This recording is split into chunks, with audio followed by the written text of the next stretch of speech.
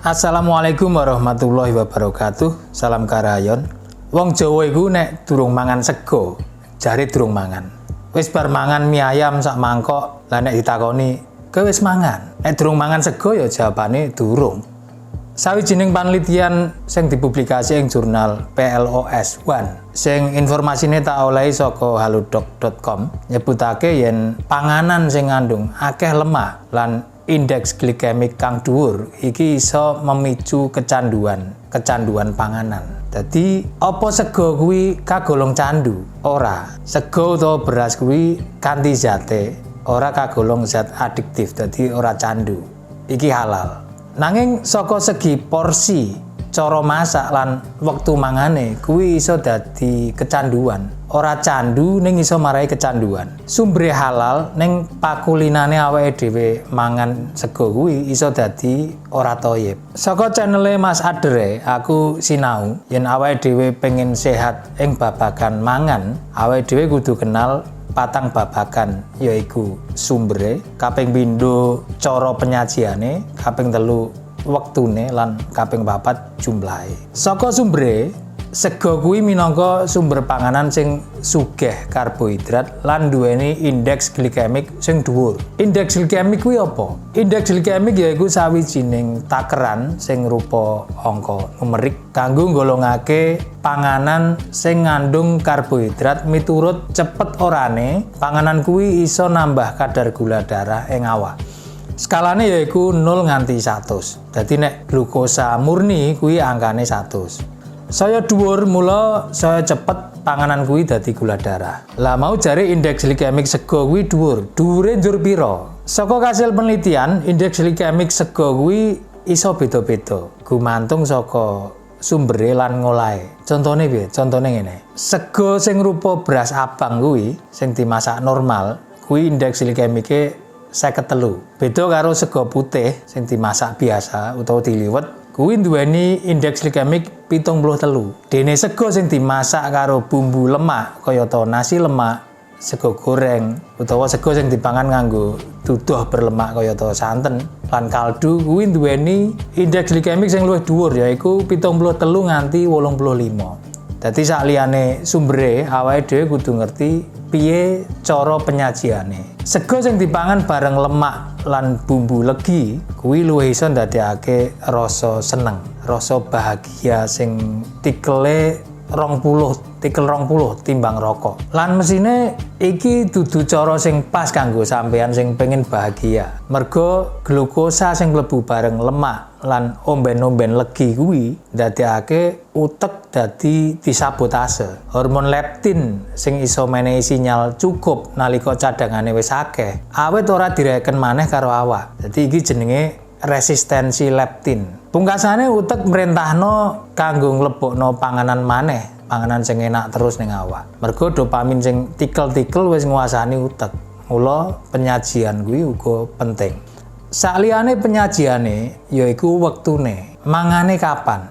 Isuk, awan, sore apa bengi? Njur jarake piye? Apa iki ngaruh ing kesehatan? Ya iki ngaruh. Soale iki hubungane karo hormonal kayata insulin lan kortisol. Nek mangane ora teratur, mengko sing metu kortisol utawa hormon stres. Lan iki iso marakno penyakit mah. Dene nek mangane keseringan sing metu insulin saka pankreas. Jane arep kerep utawa ora kuwi insulin tetep metu. Ning nek keseringan, insuline uga sering metu. Lah nek insuline metu terus saka pankreas, pankrease kan kerja terus.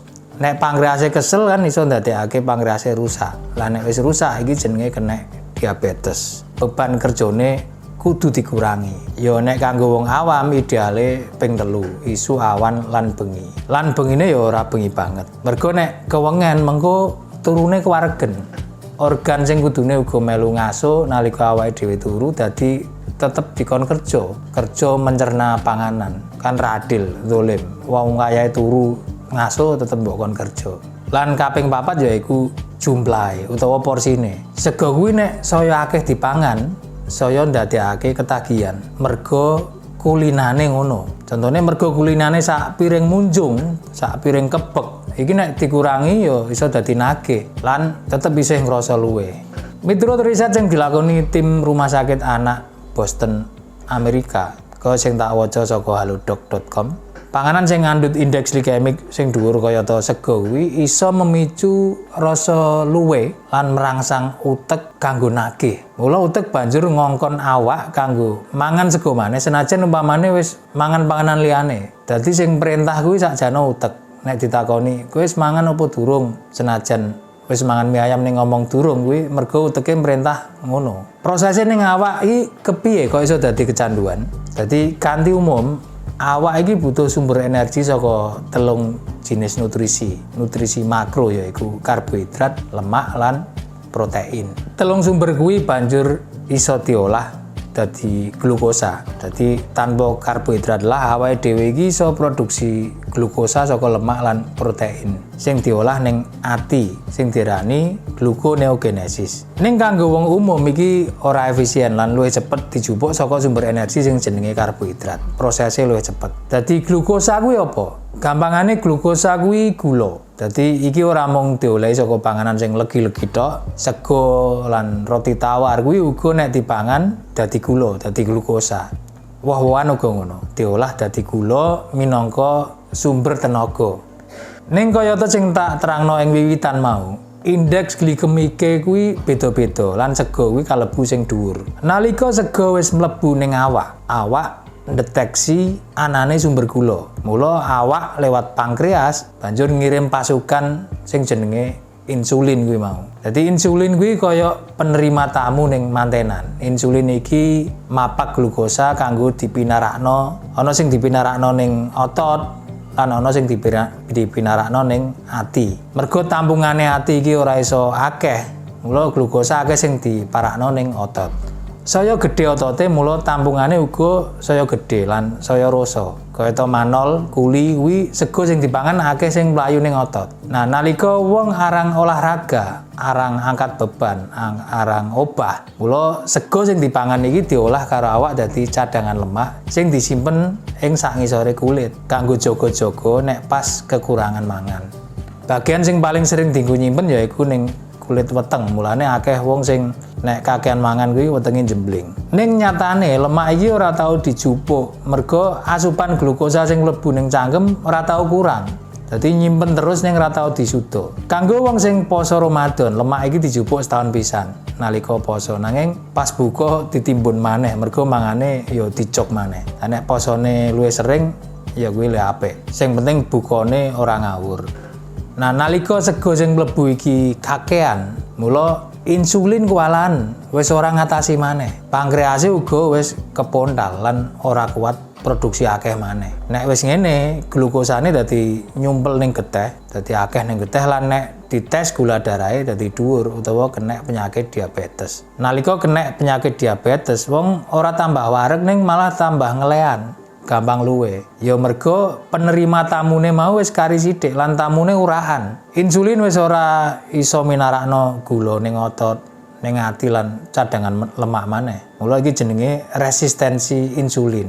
Awak wis gak ngreken insulin maneh. Mula kadang nek wis gak iso dadi lemak, terus awake dadi guru. Guru ning gak sehat. Gula darah sing dhuwur iki nalika dileboni panganan sing ngandung kombinasi karbohidrat lan lemak ndadekake getih dadi mrentel lan iso mrambat ning fungsi jantung lan penyumbatan aliran darah. Mula komplikasine yaiku serangan jantung lan stroke. Saka peperang sumber nuduhake yen karbohidrat iki ancen iso memicu pelepasan dopamin ing utek sing iso menehi efek seneng ning bebayani. Dadi glukosa ancen penting kanggo awak. Nanging ya kuwi, awake dhewe kudu memahami sumbere, cara penyajiane, cara masake, wektu mangane lan jumlahe. Aja kok mergo ngeleh terus dituruti.